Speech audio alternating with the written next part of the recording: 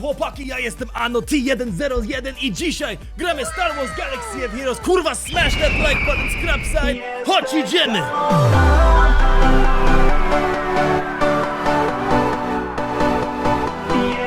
Did you guys sleep good last night? Because I did. Ladies and gentlemen, today, there's actually a lot more stuff that came out with the update that happened yesterday. And today we're going to go over 3 things that I liked with this new update that came out, 2 things I'm very concerned about, and about 2 or 3 things to speculate towards with things that were added to the game and some things we saw lying around other places in the community. So let's try to start this off on a positive note, because the things I'm concerned about, I'm really concerned about, mainly concerning Gear 13. And the things needed for it and other barriers that have been added to the game you guys may not have noticed. But let's start off on a positive note. The first positive thing was obviously the General Grievous and Magna Guard updated stuff. I'm not going to do gameplay today. If you haven't seen it, click on the card in the top right hand corner. We go over the new changes and how they make it so much easier to beat Jedi Knight Revan because of Grievous wounds, the leadership, as well as the Magna Guard changes. Very good.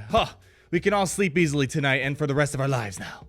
But the reason why you guys are probably here is because in the title, I mentioned Darth Maul. And wow, this guy, as well as about 97, 95 other characters, got a huge bump to their protection. Holy moly, let me show you guys. So in case you guys don't remember, a while ago we had a forum post talking about how they're going to be doing some protection updates to older units, and this is significant. They changed a lot of protection for a lot of flimsy characters. For example, Darth Maul and Commander Cody were some of the frailest characters in the game, but now these guys are extra thick, T-H-I-C-C, baby. And luckily, some beautiful soul out there wrote all the changes from before and after. Huge shout out to them, because this update came out of nowhere for me, and I didn't get to log everything. But as you guys see here, the biggest change of them all, Darth Maul, holy cow. He went from 12,000 protection to 31,302 base protection. Obviously, mods are going to amplify that, so he had the greatest change. A lot of other big ones. New Gunner, which he just got a rework recently, so this works perfectly. His protection pretty much doubled, 14,000 to 31,000, a little more than that. Cup went from 16,000 to 33,000. That's huge. He's the most overpowered character in the game. But on a more serious note, this is actually pretty important. Mainly, first of all, we just got our clone troopers a new leader. They got their Shock T added to the game. And look at this. Commander Cody went from 16,000 to 28,000. Clone Sergeant went from 19,000 to 32,000. I mean, side note, Grievous went from 23,000 to 38,000. That's a big jump. Echo, 21,000 to almost 35,000. Rex went from 18,000 to 24,000. So as you're kind of seeing, pretty big changes across the board for a lot of these characters. Magna Guard got a nice little bump, which is important because he's going to be soaking up damage for the team. Fives went from 35,000 to 41,000. So as you're seeing things like Fives and all these other clone troopers, it's important because they are becoming more important to the game with Shock T, for example, which will be important for light side territory battles. And this is going to pair well with our speculation that we're going to have more towards the end of the video, so keep an eye out for that. Oddly enough, no changes for the Geonosians except Sunfac. Sunfac got a little touch-up with 427 extra protection, nothing too significant, so I'm wondering if they're just going to get completely new stats with their upcoming rework that was confirmed not too long ago. We should get some kit information as well as all that other fun stuff soon. But overall, this is great. It's like for you Tesla owners out there, you update your car and sometimes you get extra horsepower that wasn't there before. That's exactly what I'm talking about. So I'm not they did this to kind of make sure your Gear 12 investments in these characters, these changes only really happen when you're at Gear 12 at minimum. So it's important when you're upgrading to Gear 12 that your investment in Gear 12 isn't lost when everyone's going to Gear 13 and you don't want to get characters like maybe Darth Maul to Gear 13 right away. Having this nice big protection bump kind of secures your investment you put into to these old Gear 12 characters, because they didn't really get much of a change for a very long time. That's not to say Darth Maul's a better character overall. I mean, these big protection changes can only help so much, but they're going to help him be a little more competitive. But really, kit changes are what's going to be most important. So Darth Maul's not going to become a god tier character, but he's going to be way more usable now that his protection all pretty much increased like 2 or 3-fold here. All right, so the last thing to be happy about, I mean, this is a very minor thing. This was bumped up to the top. Now you don't have to scroll all the way to the bottom to buy the credit shipment. So that's really the last thing positive with this update. You can tell I'm trying to bolster us before we enter. I didn't need to buy those. I don't know why I did. But the concern I have and many other people have. Not just the fact that these Gear 13 pieces are insane. I mean, everyone's got their own tailored Gear 13 piece. It's not a flat thing across the board. Everyone's going to react differently to these Gear 12 finisher pieces right here. Grievous is getting a ton of health steal, and some other things like armor penetration and whatnot. So he's going to get very beefy with Gear 12 finishing off and then going into Gear 13. A very scary jump for characters like him. I mean, if you kind of glance around, there's some fun little things they added. For example, they added plus 7,567 health, which is Commander Cody's number, CT7567. So as you can see, these aren't just flat numbers across the board like our traditional gear pieces have been for a long time. These are really tailored for each and every single character, which is a good thing because we're trying to bolster things that they're good at. Not so much give them stuff that they're not meant for, like Droideka we saw yesterday. He's all about offense, doesn't really need any sort of speed to be good. But the problem that I'm having, oh man, it's scary. It's this right here.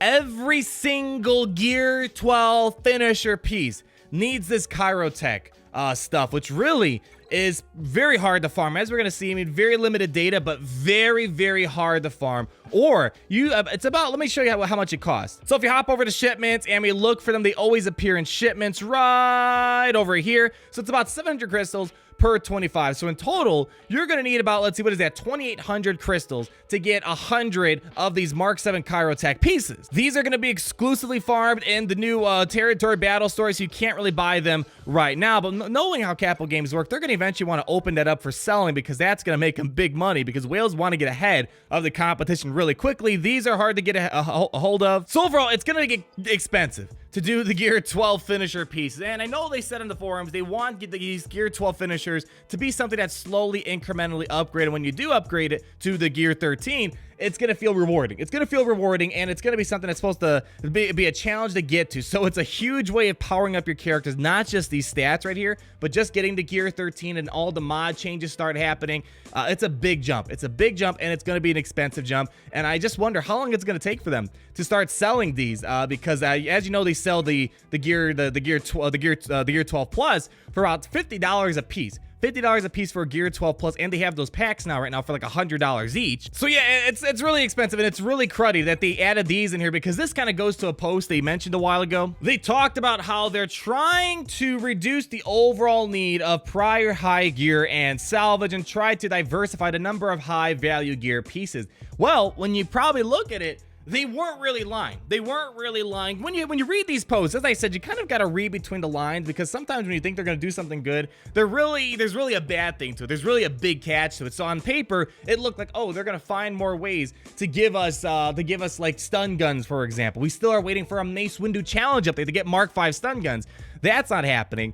But overall, they're reducing the needs of, for example, Carbantes and whatnot, so I guess that's something. But they weren't lying that these pieces are going to be very important. And really, the reason why these were added to the game was, one, people over-prepared for Darth Revan. There was really not a lot of ways to make money. As we saw, they didn't really make that much money for Darth Revan compared to other months. And secondly, people have been getting really good at resource management, hoarding gear, preparing very well in advance for legendary and journey characters. So this is the way to kind of create a new bottleneck, because you can't prepare for this. You can't stockpile on this unless you spend a lot of crystals or you're spending tons and tons of energy to get this. But as I'm going to show you, again, limited data, guys, but still, I think it kind of gets the point across. 500 sim attempts for the Kyrotech drop rate. So what this guy is saying is that out of 500 sims, he got a grand total of 89 Kyrotech salvage, which is about 17.8% of a drop rate. That is horrendously low. We're going to assume more that these purple gears are more closer to 20%. I think that is definitely a legitimate thing to kind of assume here. But as they say, in any case, whether the actual drop rate is closer to 17% or 20%,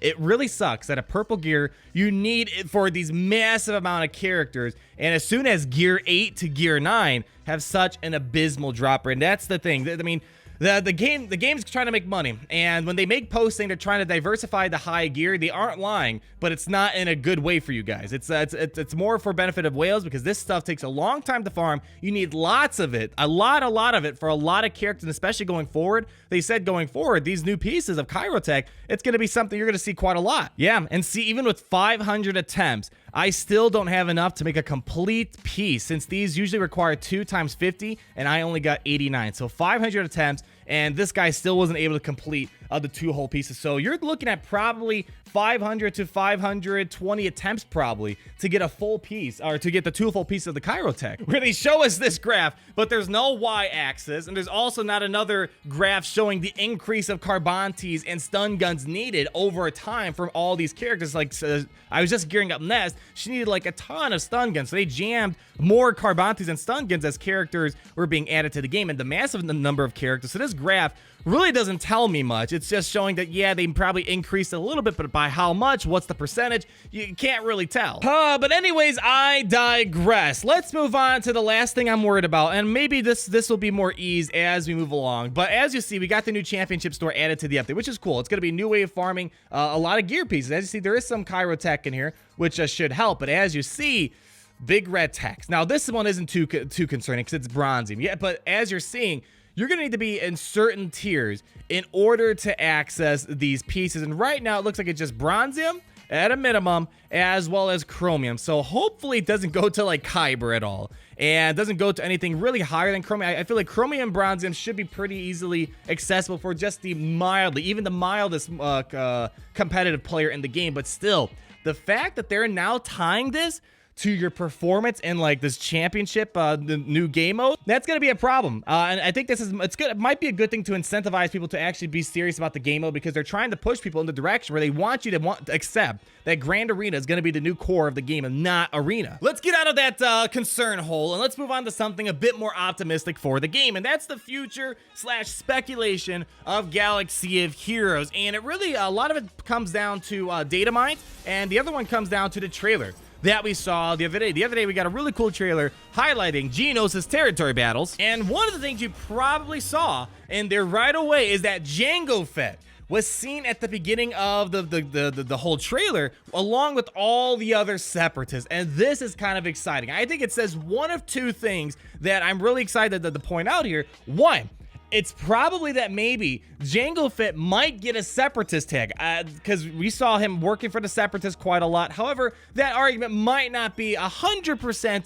defendable, because when we hop over to Boba Fett, for example, he worked a lot for the Empire, yet he doesn't have the Empire tag. So I don't know if we're going to see a Separatist tag for Jango Fett, but if we did, wow, that opens up a lot of synergy opportunities, and especially with the Separatist army growing ever so little almost every single week because of all the reworks and these new characters we're getting added, Wat Tambor, Genos, and Brood Alpha. We could find a lot of places for Jango Fett, because now with the most recent Magna Guard changes they did, they're making it so you don't want to break up the Separatist droid squad, and they're trying to make you compose teams for New Gunray as well as Count Dooku. So maybe we'll find Jango Fett have a Separatist tag, and maybe he'll somehow indirectly work with Count Dooku, because he was kind of Dooku's bodyguard at the Battle of Geonosis. And the last thing that we could probably point out about Jango Fett alone is that maybe he is just going to be required somewhere on Geonosis territory battles. I think he's going to be needed somewhere in Darkside Geonosis territory battles, just because he was present at Geonosis. Kind of makes sense that they would integrate him somehow. So maybe there's going to be a special mission that requires him, or maybe Jango Fett gets a special bonus just for being Jango Fett and inside of Geonosis territory battles. Hard to say right now, but I think he's going to be important for this new game mode one way or another. And the last thing to get hyped about, we've heard a lot about clones lately. Clones. Shock T does a lot of great things for the clones, as I've seen. I made several videos of it, did a pretty long live stream showing Shock T with the clones. Now with the clone troopers getting all these big buffs to Gear 12 because they're old characters, changes their viability a bit more. They're going to be a lot more durable than before. We might have to make another video. Let me know if you want me to make another updated video with the updated clone trooper stats. But the reason why I have Commander Cody on the screen is because also in that trailer, we see that Commander Cody has brand new animation. So there's a chance that the clones will be getting a rework. I know when we heard that podcast from Carrie that I broke down about a week or 2 ago, she kind of hinted that there's a nesting egg to Shock T, so that we were talking about maybe clone trooper reworks, maybe new clones happening for these guys. So overall, that animation change probably means that Commander Cody Rework is in the works, and I think we should probably expect it closer to the release of light side territory battles, because right now, as you're seeing, we're getting all this dark side Separatist love right now. Probably closer to light side territory battles, you're going to start seeing love to the clones, and I hope to goodness, we're also going to see love to characters such as like Ayla Sakura, but more importantly, Mace Windu. So guys, if it doesn't happen, if Mace Windu doesn't happen with some sort of rework by light side territory battles, I don't know what to say to you. But Mick Mall 2 found this little portrait of the clone troopers. It said it was hidden in the new update. That doesn't really say how you're going to acquire this new portrait. Now, of course, portraits don't mean the character is going to exist. For example, we have Scout Trooper as a portrait, but no Scout Trooper in the game right now. So maybe that's just artwork, but it also could be something tied to light side territory battles. Maybe some sort of portrait for clone troopers. We'll have to wait and see. I think it's going to be more important coming closer to light side territory battles, guys. And the very last thing, we're going to slap this into speculation in the future. I mean, I don't know if this is actually 100% confirmed, but as we're seeing here, in the data mine, it shows pretty much all the list of challenges for the feats. As you guys know, feats are going to be important for increasing your division, Erodium, Bronzium, Chromium, Kyber, and all that stuff. And so there's all these challenges here that we see a ton of them. We have a take a seat challenge right here. Enter Grand Arena with at least 3 clone troopers and win 3 of a kind. Maybe that's what the clone portrait is supposed to be tied to. There's a lot of Separatist and Galactic Republic and Grievous and clone type of rewards that we have in Grand Arena. It's really pushing us more towards that. I really don't see anything else tied to like the Old Republic. It's mostly Separatist as well as Galactic Republic challenges and a bunch of other miscellaneous things like just that, getting rewarded for winning. So guys, like the video if you did enjoy it. Comment down below on all your thoughts and be sure to subscribe so you're not missing a thing. And I'll talk to you guys very soon. All right, peace out, guys.